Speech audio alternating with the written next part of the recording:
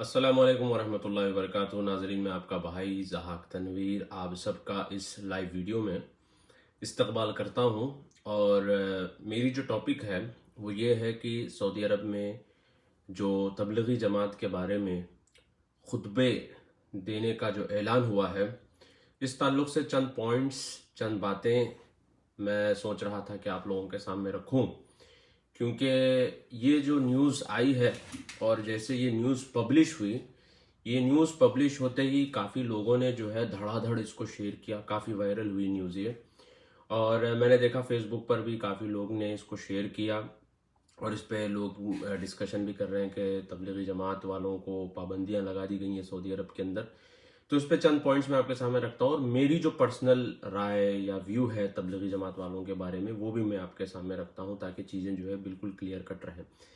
सबसे पहली बात तो ये है, देखिए जो न्यूज़ है, एज पर द न्यूज़ ये है कि सऊदी की जो इस्लामिक अफेयर्स मिनिस्ट्री है, ठीक है, इस्लामिक अफेयर्स मिनिस्ट्री, तो इनका ये ऐलान आया कल ट्विटर के ऊपर कि जो इसके मिनिस्टर हैं डॉक्टर अब्दुल लतीफ़ आल शेख, इन्होंने ये ऐलान किया, सबको ये इंस्ट्रक्ट किया, तमाम मसाजिद जहाँ पे जुमा होता है सऊदी अरब के अंदर, इन सबको इन्होंने कहा कि जो है जमात तबलीग के बारे में बताया जाए और इनके जो लिंक्स एक्सट्रीमिज्म और टेररिज्म के साथ है इसको भी बताया जाए।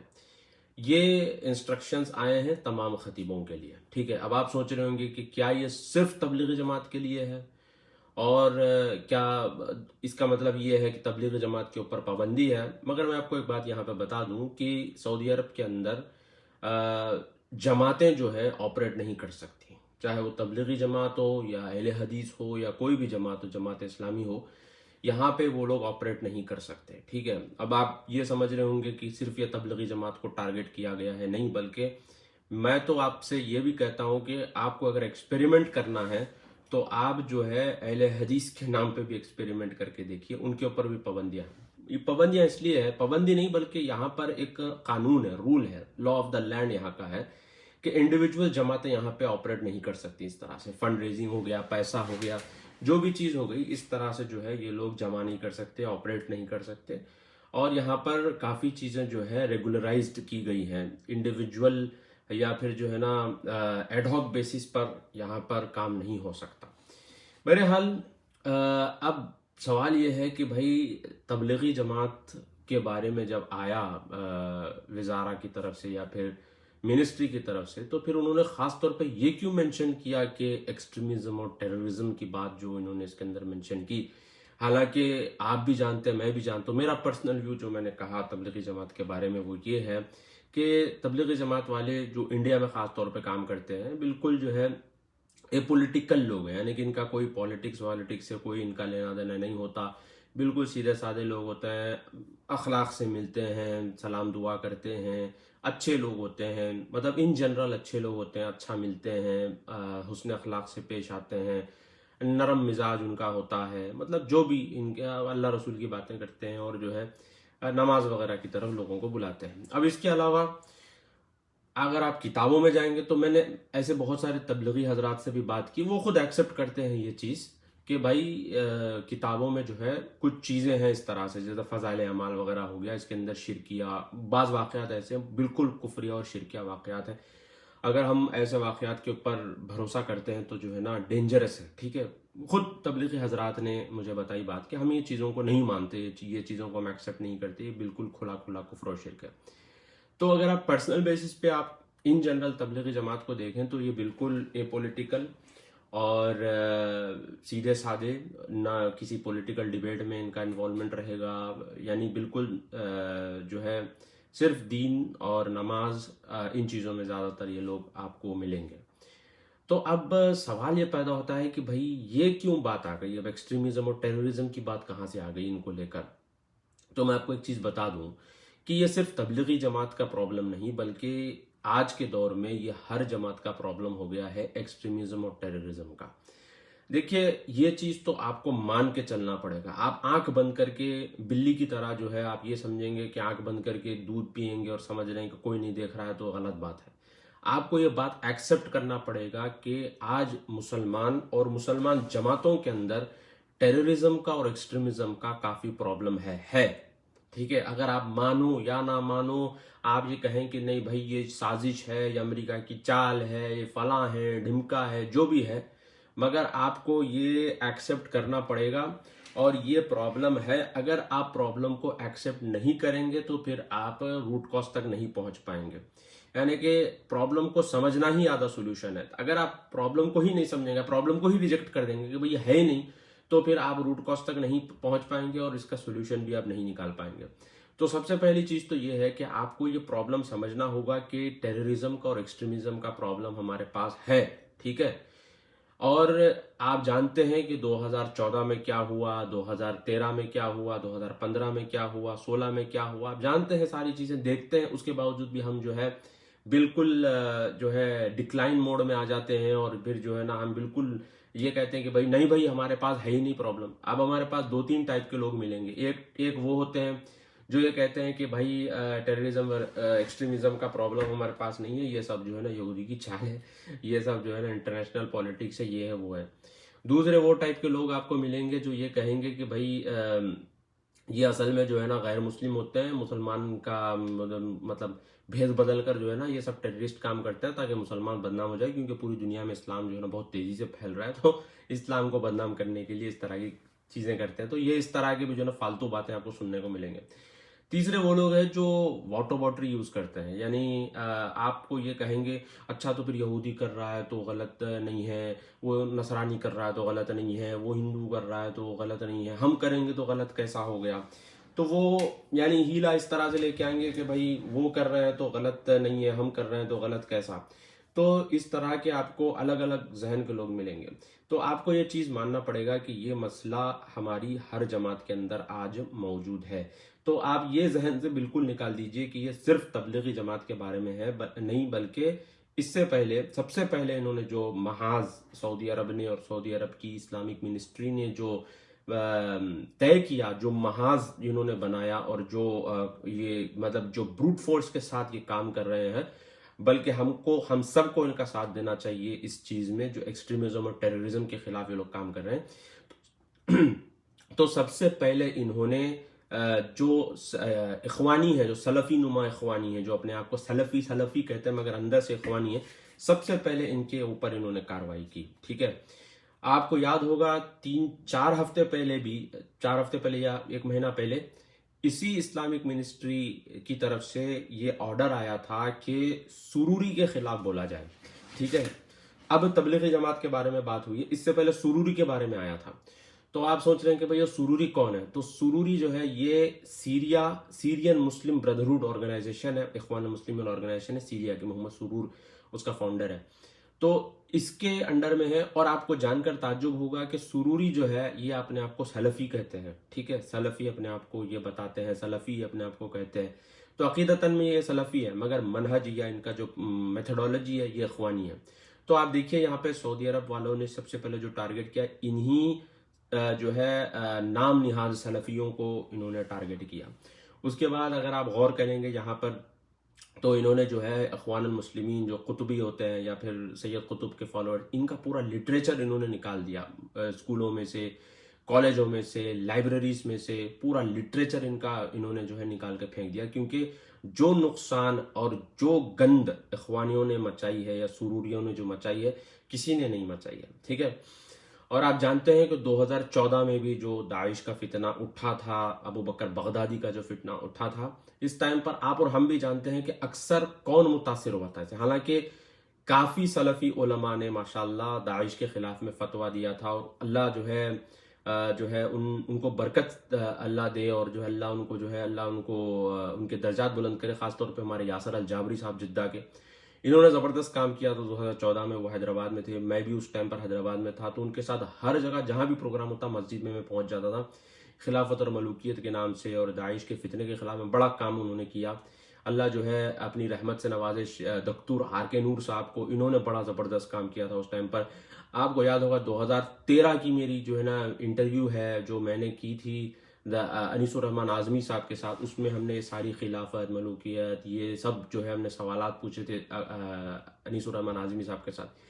तो बताना मकसद ये है कि ये प्रॉब्लम जो है टेररिज्म और एक्सट्रीमिज्म का, ये हर जमात के अंदर मौजूद है। उलमा ने कोशिश की है कि इस चीज़ को अपने नौजवानों को जो है इन चीज़ों से बचाया जाए, ठीक है। तो आप यहाँ गौर करिए कि सऊदी अरब ने सबसे पहले जो सलफ़ी हजरात, जो अपने आप को सलफ़ी कहते हैं मगर अंदर से जो ख्वानी, अगर आपने मेरे पोस्ट भी फॉलो किए हैं तो मैंने कई बार अपने पोस्टों में, फेसबुक पोस्टों में भी मैंने ये चीज़ बताई है कि इंडिया पाकिस्तान के जो अक्सर जो अपने आप को अहले हदीस या सलफ़ी कहते हैं, इनके अंदर अक्सरियत आपको जो है इख्वानी जहन की आपको मिलेगी, अक्सरियत इख्वानी जहन की मिलेगी। मगर अल्हम्दुलिल्लाह उलमा काम कर रहे हैं, नौजवान माशाल्लाह समझ रहे हैं, सुधर रहे हैं, दौर इल्मिया, दौर शरिया, पता नहीं क्या क्या वहाँ पे चल रहा है, और माशाल्लाह काफ़ी लोग इन चीज़ों को समझ रहे हैं आज। तो ये प्रॉब्लम जो एक्सट्रीमिज्म और टेररिज्म का है, आप ये मत समझिए कि ये सिर्फ तबलीगी जमात को टारगेट है, बल्कि ये सबसे पहले उन्होंने सलफ़ी के अंदर भी जो एक्सट्रीमिस्ट एलिमेंट पाया जाता है, इसको भी उन्होंने टारगेट किया, सुरूरी, इख्वानी, ये सब। फिर उसके बाद अब जो है ये तबलीगी जमात के अंदर जो है, इसको भी ये लोग टारगेट कर रहे हैं। अब आप सोच रहे हैं कि भाई एक तबलीगी जमात का कहाँ से भाई रिलेशन आ गया, तो अक्सरियत तो ये है, आप भी जानते हैं, हम भी जानते हैं कि ये लोग बहुत ही एपोलिटिकल और पॉलिटिक्स से दूर रहते हैं। मगर इनके अंदर भी जो है एक्सट्रीमिस्ट एलिमेंट है, जैसे कि मिसाल के तौर पर हरकतुल मुजाहिदीन है, जो पाकिस्तान की जो है कैंप्स में जो है इनकी ट्रेनिंग हुई थी। करीब 6000 तबलीगी जमात के फॉलोवर्स से जिनकी ट्रेनिंग हुई थी हरकतुल मुजाहिदीन की, इसमें। और इसके अलावा जो है आप देखेंगे कि रशिया के अंदर फरवरी के अंदर एक बड़ी रेड हुई थी, जिसके अंदर पकड़ा गया था, और इनके मतलब एक पूरा नेटवर्क चल रहा था रेडिकलाइजेशन का। तो वहाँ पे बैन, जो बहुत पहले ही बैन लगाया था उन्होंने। इसके अलावा जो है आप देखेंगे कि जो है तालिबान जो है ये मातुरुदी हनफी है, और अक्सर जो है तबलीगी हजरात जो है इनके लिए सिंपथाइज करते हैं, फिर इनके लिए हमदर्दी रखते हैं, क्योंकि सेम आइडियोलॉजी है, सेम माइंडसेट है। तो आप देखेंगे कि ये जो है मसला एक्सट्रीमिज्म का इनके अंदर भी है। इनफैक्ट मैंने अभी इतना लंबा सुनाया आपको कि सलफ़ी के अंदर भी सबसे ज़्यादा प्रॉब्लम है इस चीज़ का। यही नहीं, बल्कि जो सूफी बरेलवी हजरात हैं, इनके अंदर भी टेररिज्म और एक्सट्रीमिज्म का बहुत बड़ा प्रॉब्लम है। आपने देखा कि पिछले हफ्ते जो क्या कहते हैं, ये टीएलपी का मसला हुआ, तहरीक लब्बैक पाकिस्तान का, इन्होंने जो श्रीलंका के मैनेजर का जो कत्ल करके उसको जिंदा जला दिया उन्होंने, वीडियो बाकायदा जो है ना इन्होंने वायरल की। तो इसमें आप देखिए कि उनकी जो पर्चियां थी तहरीक लब्बैक पाकिस्तान की, उसने बस ये कहा कि भाई फॉरेन इन्वेस्टर्स आ रहे हैं, मशीनों पे से ये पर्चियां निकालो। तो ये निकालने के बदल उन्होंने क्या किया, उन्होंने सीधे उसको मार मार के गुस्ताखे रसूल करके उसका कत्ल कर दिया। यही नहीं, बल्कि मेरे ख्याल से अगस्त या सितंबर में भी जो है कुछ हुआ था इस तरह से, पाकिस्तान में कुछ धरने प्रोटेस्ट हुए थे, जिसमें तहरीक लब्बैक पाकिस्तान वाले रोड पे निकल गए थे, 10,000 के करीब लोग, और इन्होंने पुलिस वालों को बरहाना नंगा करके कत्ल किया उनका, बड़ी बेरहमी के साथ ब्रूटल जो है इन्होंने कत्ल किया पुलिस वालों का, वहां पे नाखून तक निकाले पुलिस वालों के, नंगा करके मारा उनको, कत्ल किया उन्होंने। तो ये कौन है? ये तहरीक लब्बैक पाकिस्तान वाले बरेलवी सूफी एक्सट्रीमिस्ट और टेररिस्ट लोग हैं। और यही नहीं, बल्कि आपको मैं एक बात बताऊं कि मेरे कुछ जान पहचान के लोग हैं बरतानिया वगैरह में, ये लोग जो है बड़े लेवल के सूफी हैं, यानी बाकायदा ये लोग तो बड़े बड़े सूफियों के हाथ पे इन्होंने बैत किया, ये सूफी हैं। मैं जो है कोशिश ये करता हूँ हत्तल इम्कान कि मैं सलफ़ी वाला जो ट्रेडिशनल सलफ़िज़म है इसको मैं फॉलो करूँ, तो वो जो है सूफीज़म को फॉलो करते हैं। वो मेरे अकीदे से इत्तेफाक नहीं रखते, मैं उनके अकीदे से इत्तेफाक नहीं रखता, मगर एक कॉमन जगह है जहां पर हम लोग बैठकर बात करते हैं, तो वो उसमें वो सुनाते हैं कि सूफीज़म में जो एक्सट्रीमिज्म आया और टेररिज्म आया उसके बारे में उन्होंने बताया। उन्होंने बताया कि इराक के अंदर जो इराकी नक्शबंदी आर्मी है, ये सूफी आर्मी है, ये टेररिस्ट ऑर्गेनाइजेशन है। इस तरह से उन्होंने काफ़ी जो है सूफी बरेलवी टेररिस्ट ऑर्गेनाइजेशन के नाम, वो खुद बहुत बड़े सूफी के मुरीद हैं, उन्होंने खुद ये बात बताई। फिर मैंने भी ये बताया कि भाई ये प्रॉब्लम हमारे पास भी है। इस तरह से एक देवबंदी हजरत है, उन्होंने भी बताया कि भाई ये प्रॉब्लम हमारे अंदर भी है, एक्सट्रीमिज्म और टेररिज्म का प्रॉब्लम। तो आप ये बात समझ के चलिए कि भाई ये जो प्रॉब्लम है ये सिर्फ तबलीगी जमात या अहले हदीस या बरेलवी ये नहीं है, बल्कि ये सब के अंदर है। सबसे ज्यादा जो इन्फ्लुएंस हुआ है सुन्नी, ये जो सुन्नी ग्रुप्स है ना, ये सलफी या जो है बरेलवी या देवबंदी, तो ये सुन्नी ग्रुप्स के ऊपर जो सबसे ज़्यादा इन्फ्लुएंस हुआ, ये ईरान के खुमैनी रिजीम के वजूद में आने के बाद ये बहुत ज़्यादा इन्फ्लुएंस होना शुरू हुआ। 1979 के बाद जो है ये चीज़ें आना शुरू हुई। और बाज़ मुस्लिम जमातें जैसे कि जमात इस्लामी और इख्वानुल मुस्लिमीन, इन लोगों ने जो गंद मचाई है, ख़ास तौर पर जो खुमैनी वाला जो सो कॉल्ड इस्लामिक रेवोल्यूशन वो लोग कहते हैं, मगर असल में तो वो इतना शरिया एक अजीब रेवोल्यूशन था, उसको इन्होंने एक इस्लामिक रेवोल्यूशन करके जो है पेश किया। और फिर जो है रिएक्शनरी तौर पर जो है फिर सुन्नियों के अंदर भी जो है ये ग्रुप्स उठना शुरू हुए। आप देखिए सबसे ज़्यादा टेररिज्म और एक्सट्रीमिज्म जो है ईरान के इतना ये जो रिजीम है खुमैनी रिजीम, ये लोग करते हैं। और आपको जानकर ये भी ताज्जुब होगा कि मैं ऐसे बहुत सारे शिया हजरात को जानता हूं जो खुमैनी रिजीम के टेररिज्म और एक्सट्रीमिज्म के खिलाफ हैं। ठीक है, आपने देखा कि रिसेंटली सऊदी अरब में भी जो है एक लेबनान के शिया आलिम को, जिनका नाम सैयद मोहम्मद अल हुसैनी है, इनको सऊदी अरब की हुकूमत ने बाकायदा नेशनलिटी दी। अब आप सोच रहे हो कि भाई सऊदी अरब तो भाई एक कट्टर मुल्क समझा जाता है, मगर उनको यहाँ नेशनलिटी दी क्योंकि वो जो है शिया टेररिज्म के खिलाफ है। तो मैं बताना मैं आपको ये पॉइंट यहाँ पे समझाने की कोशिश कर रहा हूँ कि आप ये मत समझिए कि ये ब्लैंकेट बैन है पूरे के पूरे ऑर्गेनाइजेशन पे, नहीं, बल्कि ये एक्सट्रीमिस्ट और टेररिस्ट एलिमेंट्स जो इसके अंदर पाए जाते हैं उसके खिलाफ में जो है ये एक महाज सऊदी अरब ने बनाया है। अगर आप ये सोच रहे होंगे कि भाई तबलीग जमात वालों के ऊपर है, तो मैं अहले हदीस हजरात को ये मशवरा देता हूँ कि आप लोग जो है जमीयत अहले हदीस के नाम पे जो है चंदा जमा करके दिखा दीजिए सऊदी अरब के अंदर। ठीक है, सऊदी अरब के अंदर आप लोग अहले हदीस हजरात, आप लोग जमीयत अहले हदीस का नाम और बैनर लेकर आप जो है चंदा जमा करके दिखा लीजिए। यहाँ पर नहीं कर सकते, आपके ऊपर भी सबसे पहले आपके ऊपर पाबंदी लगेगी। ठीक है, ये लॉ ऑफ द लैंड है यहाँ का, आप ये नहीं कर सकते। इनफैक्ट अगर कोई बंदा पकड़ा जाए तो भाई आपकी पूरी जो है बिरादरी गायब हो जाएगी। सीरियसली बता रहा हूँ, ना कोई फोन करेगा, ना कोई खैर खैरियत लेगा, ना कोई हमदर्दी जताएगा, सब के सब जो है गायब हो जाएंगे। कोई आपकी मदद के लिए नहीं आएगा, आपको लावारिस और तनहा छोड़ के निकल जाएंगे, सिर्फ अल्लाह आपका सहारा रहेगा।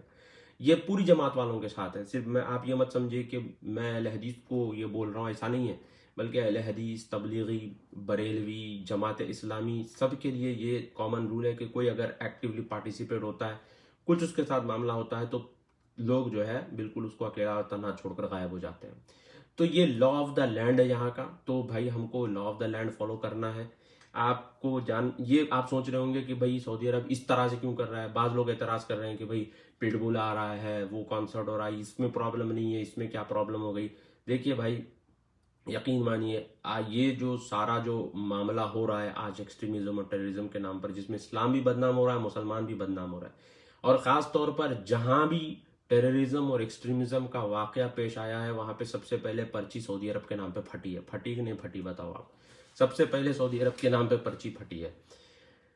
चाहे वो 9/11 का वाकया ले लो या उसके बाद जो भी वाकया ले लो, जहां भी आता है सऊदी का नाम आता है। ठीक है, तो सऊदी अरब ने ये मतलब स्ट्रॉन्ग स्टैंड सऊदी अरब ने ले लिया कि भाई हम किसी भी लिहाज से हम जो है पैसा ट्रांसफर हो गया या फिर किसी भी एक एडहॉक बेसिस पे किसी भी जमात को हम ऐसा सपोर्ट नहीं करेंगे।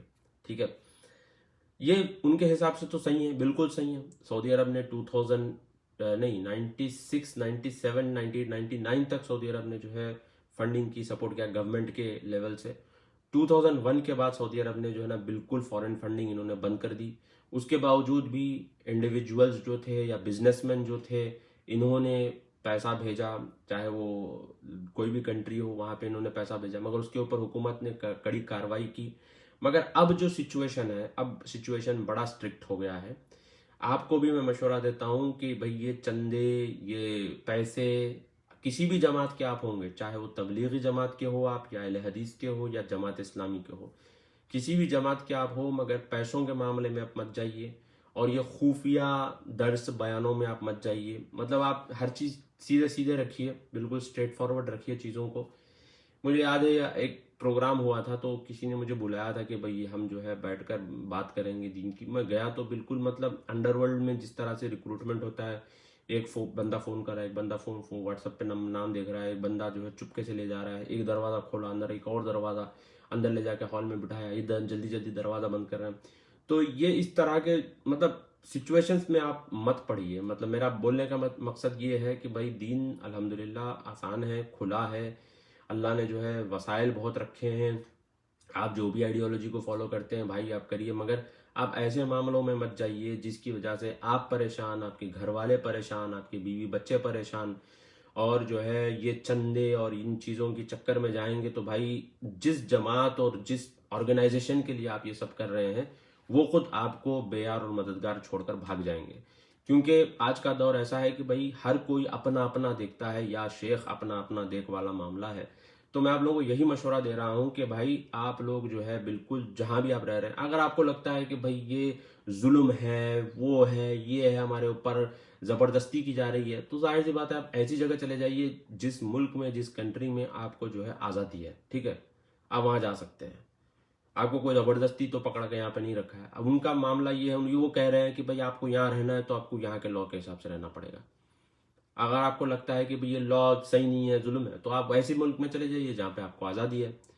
तो मैं ये बता रहा हूँ कि भाई ये मामले, ये मसाइल हमारे अंदर हैं। जैसे मैं आपको मेरे मेरे जानने वाले हैं, बोस्टन में रहते हैं, रिवर्ट बंदा है, ठीक है, यूपी का रिवर्ट बंदा है। अब रिवर्ट मतलब समझिए कितनी मुश्किलों और परेशानियों के साथ वो बंदा रिवर्ट बना होगा।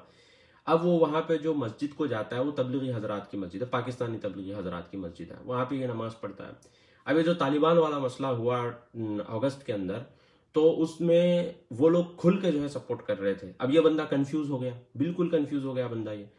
अब वो लोग कह रहे हैं कि अब अमेरिका की खैर नहीं है, अमेरिका जो है बर्बाद हो जाएगा, मेरी तालिबान जो है अमेरिका को उन्होंने कैसे शिकस्त दे दी है। अब ये बंदा सोच में पड़ गया, जो रिवर्ट है, जो नया मुसलमान हुआ इंडिया का।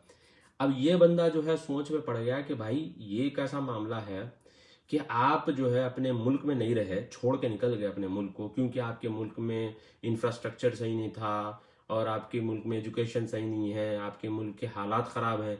तो आप अपना मुल्क पाकिस्तान या इंडिया जो भी है छोड़कर आप जो है यूएस में आके सेटल हो गए, ठीक है। यहाँ पे आप सारे बेनिफिट्स उठा रहे हैं, यहाँ पे आप जो है अपने बच्चों को सेट किए हुए हैं, एजुकेशन आप यहाँ पे हासिल कर रहे हैं, अच्छा लाइफस्टाइल आपका है अमेरिका के अंदर।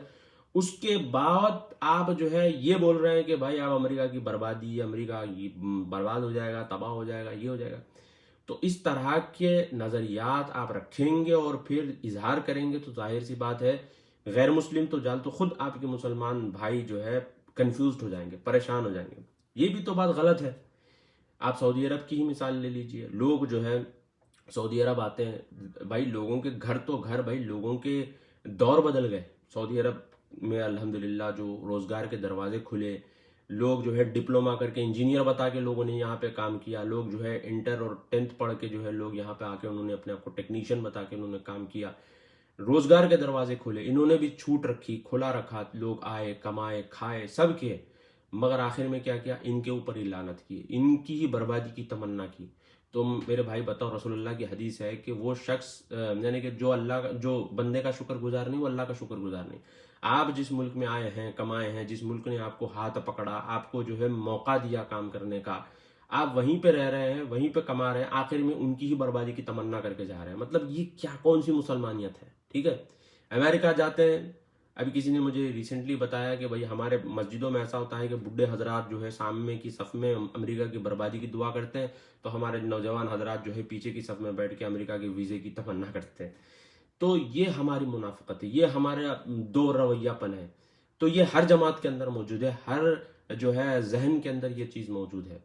तो ये चीज़ कॉमन हो गई है और जाहिर सी बात है ये चीज़ हम जो है सोचेंगे और इसका इजहार करेंगे तो भाई सामने वाला तो भाई हम हमारे इन नज़रियात और हमारे ऐसे अमाल को देखकर वो इस्लाम को ही गलत समझेगा और मुसलमानों के कैरेक्टर को ही गलत समझेगा। मेरे हाल ये चंद बातें थी जो मैं आपके सामने लेके हाजिर हुआ था। तो फिर से मैं बता रहा हूँ आप लोगों को कि ये जो एक्सट्रीमिज्म का प्रॉब्लम है, ये प्रॉब्लम आज हर जमात के अंदर मौजूद है, हर ग्रुप के अंदर मौजूद है और इससे निकलना हर ग्रुप और जमात की जिम्मेदारी है। आपको लगता है, आप अगर सलफी हैं, आपको लगता है कि आपकी जमात के अंदर एक्सट्रीमिज्म और टेररिज्म का प्रॉब्लम है, तो फौरी आप उठिए, उठकर आप अपने नौजवानों को बचाने का जिम्मा लीजिए। जैसे अल्हम्दुलिल्लाह हमने किया था, हैदराबाद के अंदर किताबें पब्लिश करवाई, उलमा के अल्हम्दुलिल्लाह दरसें हुए और माशाल्लाह काफ़ी एक्टिवली बड़े लोग भी जो थे वो भी जो है उसके अंदर इन्वॉल्व हुए। अहले हदीस के भी जो बड़े बड़े जो उलमा हैं ये भी उसके अंदर इन्वॉल्व हुए, उन्होंने अपने नौजवानों को बचाने के लिए काफ़ी कोशिश की और माशाल्लाह काफ़ी सक्सेसफुल हुए। तो इसी तरह से जो है बरेलवी हजरात हो गए या फिर ये तबलीगी जमात वाले हो गए, तो इनको भी चाहिए कि इनके नौजवान जो इखवानी और जमात इस्लामी की नज़रियात से मुतासर हो रहे हैं, इनको इन नज़रियात से रोका जाए। और एक यहाँ पे मैं बता दूं, एक बात खुल के बताता हूँ, चाहे आपको भला लगे बुरा लगे कोई मसला नहीं है। सबसे यानी डबल फेस्ड जमात जो है वो जमात इस्लामी है। इनके नज़रियात वाले लोग जो है आपको हर जमात में मिलेंगे। ये तबलीगी और देवबंदी की सफ़ में मिलेंगे, नाफ पे हाथ बांधते हुए अपने आप को जो है हनफी बताएंगे। अहले हदीस के अंदर भी आपको ये मिलेंगे, सीने पे हाथ रफ़ील करते हुए अपने आप को बोलेंगे कि भाई हम भी सलफ़ी है, हम भी सलफ़ी, हम भी अहले हदीस हैं, हम भी वो हैं, हम भी ये हैं करके। बल्कि वॉलंटियरिज्म में क्या कहते हैं इसको, एक्टिविज्म में बहुत ज़्यादा बढ़ बढ़ के आएंगे। शेख साहब का दर्स हो रहा है तो जो है लाइटें लगा देंगे, साफ़ सफाई करेंगे, ये वो करेंगे, ताकि लोगों का कॉन्फिडेंस आए। फिर उसके बाद धीरे धीरे करके जो है ये अपनी गंद जो है इन जमातों के अंदर जो है छोड़ते हैं। तो ऐसे लोग जो दीन का नाम लेकर सियासत करते हैं या फिर सियासत हासिल करना चाहते हैं, और हर जमात के अंदर ये लोग इन्फिल्ट्रेटेड है, तो ऐसे इन्फिल्ट्रेटेड लोगों को निकालना और अपनी सफ़ों को साफ करना, जिस तरह से आप अपने घर को झंगूरों से और कॉकरोचों से साफ करते हैं, इसी तरह से हर जमात को चाहिए कि ये जो इखवानी और खारजी जहन के लोग आपकी जमात में मौजूद है, हर जमात के अंदर मौजूद है, इनको साफ करना और निकालना आपकी और हमारी जिम्मेदारी है। आप वो कैसे साफ करेंगे वो आपके ऊपर डिपेंड करता है। बहरहाल ये आपका और हमारा सबका फरीज़ा है। मैं आपका भाई ज़ाहक तनवीर। अस्सलाम वालेकुम वरहमतुल्लाहि वबरकातुहू।